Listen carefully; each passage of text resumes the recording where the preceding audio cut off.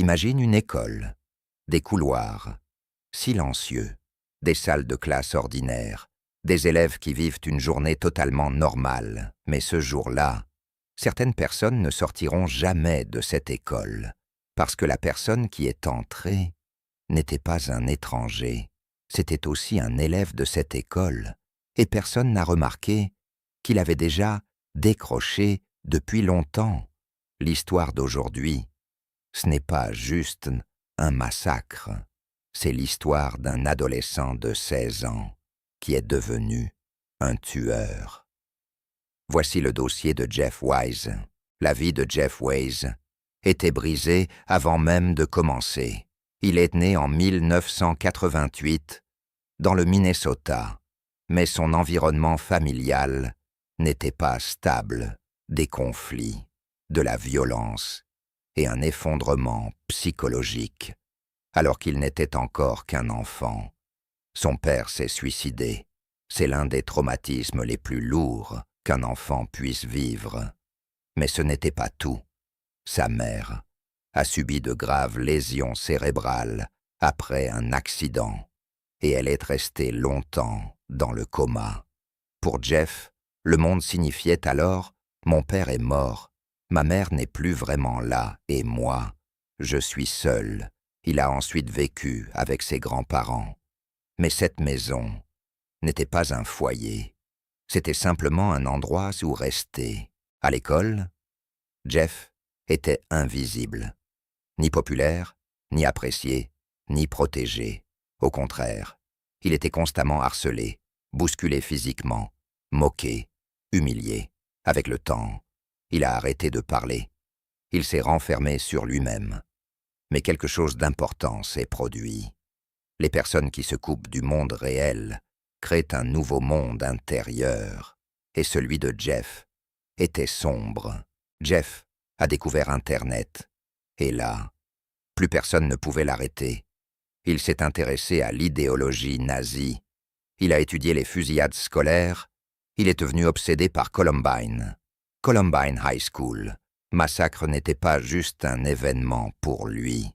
C'était une source d'inspiration. Dans des forums en ligne, il écrivait des messages inquiétants. Il glorifiait la violence. Il exprimait clairement son envie de tuer.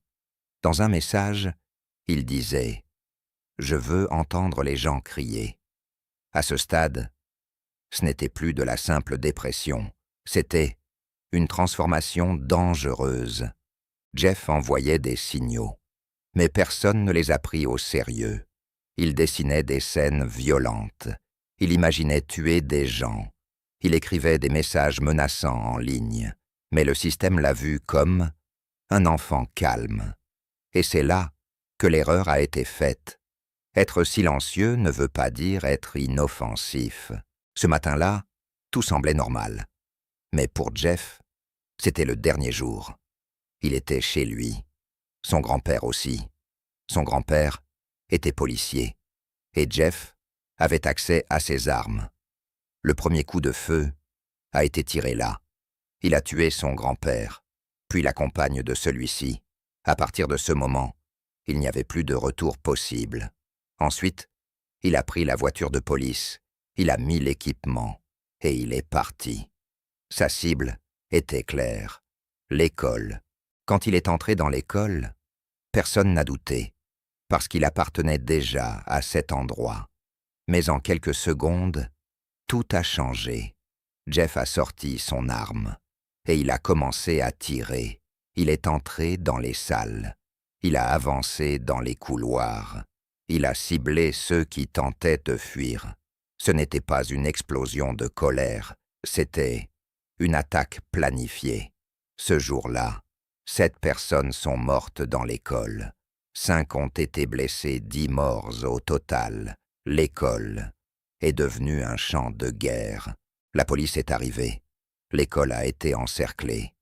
Jeff était toujours à l'intérieur. Il pouvait fuir, mais il ne l'a pas fait. Il pouvait se rendre, mais il a refusé. Finalement, il a pointé son arme sur lui-même. Et il a tiré. À 16 ans, il a mis fin à tout. Qu'est-ce qui a causé tout ça?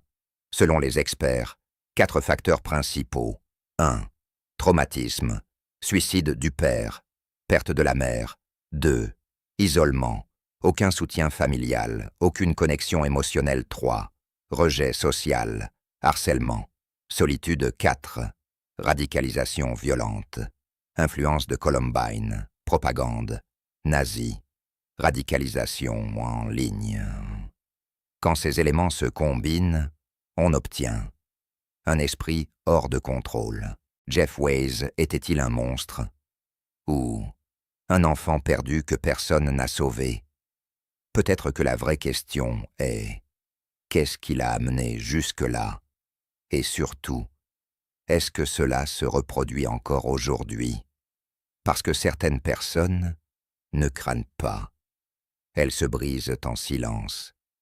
Et parfois, les plus dangereuses sont les plus silencieuses. Avant de terminer cette vidéo, prenons un moment, un vrai moment de silence. Parce que derrière cette histoire, il n'y a pas seulement un tueur. Il y a des vies, des rêves, des familles brisées à jamais. Aujourd'hui, nous nous souvenons des victimes de cette tragédie, pas comme des chiffres, mais comme des êtres humains, des élèves, des enseignants, des personnes qui avaient encore toute une vie devant elles, pendant que leurs photos apparaissent à l'écran. Prenez une seconde, une seule seconde, et souvenez-vous, ils ne sont pas une histoire, ils étaient réels, ils comptaient, et ils ne doivent jamais être oubliés. Ce genre d'histoire ne devrait jamais devenir normale. Et pourtant, elle se répète, encore et encore.